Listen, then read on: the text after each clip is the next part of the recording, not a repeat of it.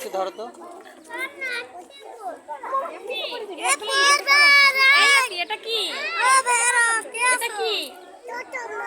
হাতি মামা।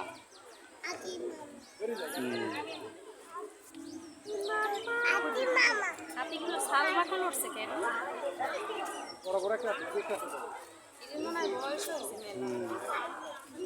বয় না, বসে না। শিকল লাগানো পায় দেখছো? আসো। আসো।